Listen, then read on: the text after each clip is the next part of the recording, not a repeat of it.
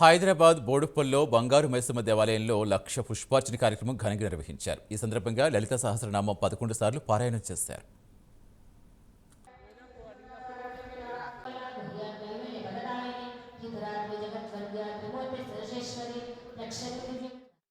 మైసమ్మ సహిత మహాకాళేశ్వర స్వామి మొదటి వార్షికోత్సవంలో భాగంగా రెండో రోజు అంగరంగ వైభవంగా అమ్మవారికి విశేష పుష్పాలంకరణ లక్ష పుష్పార్చన కార్యక్రమం జరుగుతుంది.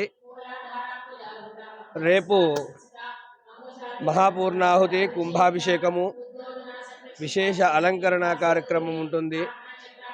చక్కగా వేద పండితులతోటి 3 రోజుల నుంచి కన్నుల పండగగా జరిగే ఈ కార్యక్రమానికి గ్రామాల నుంచి తెలుగు రాష్ట్రాల నుంచి అనేక మంది భక్తులు ఇక్కడికి విచ్చేస్తున్నారు. అమ్మవారి యొక్క మహత్యము, అమ్మవారి యొక్క శక్తి తెలుసుకొని అందరూ ఇక్కడికి విచ్చేయడం చాలా సంతోషం అనిపిస్తుంది మాకు. దాదాపు ఒక 70 సంవత్సరాల పైన చరిత్ర ఉంది ఈ దేవాలయంకి. అమ్మవారిని కోరుకున్న కోరికలు నెరవేరుస్తుందని చెప్పి బాగా నమ్ముకుంటారు. ఆ నమ్మకంతో ఎక్కడెక్కడి నుంచో ప్రజలందరికీ ఇక్కడ విచ్చేయడం జరుగుతుంది. ఇది మన దగ్గర బంగారం మైసమ్మ టెంపుల్ లాస్ట్ ఇయర్ పునఃప్రతిష్ఠ చేశారు. అమ్మవారు చాలా చాలా చాలా బాగుంది. అమ్మవారు చాలా బాగుంది. ఇక్కడ శివుడు, అమ్మవారు, నాగుల గుడి చాలా చాలా బాగుంది.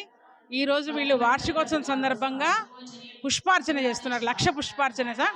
మనకి 11 సార్లు రుద్రం ఎట్లా చేస్తున్నారో అట్లా అందరూ మహిళలు కూడా 11 సార్లు లలిత పారాయణం చేస్తున్నారు. ఇక్కడ ఈ పారాయణం వల్ల మనకి శారీరకంగా శరీరంలో ఉన్నటువంటి బాధలు కానీ కష్టాలు కానీ అన్నీ పోతాయని చెప్తారు. కాబట్టి అందరు కూడా చాలా బాగా చేస్తున్నారు ఇక్కడ లలిత పారాయణము. అందరు నేర్చుకొని కూడా లలిత పారాయణం చేయాలని కూడా నా ఉద్దేశము. మేము చాలా చాలా చాలా చోట్ల ఆంధ్రప్రదేశ్, తెలంగాణ అన్ని గుళ్ళల్లో కూడా చాలా లలిత పారాయణాలు చేసాము. మనకేంటంటే అమ్మవారి సేవ వలన మనకి ఆనందం కలుగుతుంది, ప్లస్ మన బాధ కూడా తొలుగుతుందని చెప్పేసి మన ఋషులు వాళ్ళు చెప్పారు. కాబట్టి ఇక్కడ ఈరోజు మటుకు స్పెషల్గా ప్రథమ వార్షికోత్సవం సందర్భంగా లక్ష పుష్పార్చన తోటి అమ్మవారికి మన బంగారు మైసమ్మ అమ్మవారికి పుష్పార్చన చేస్తున్నారు.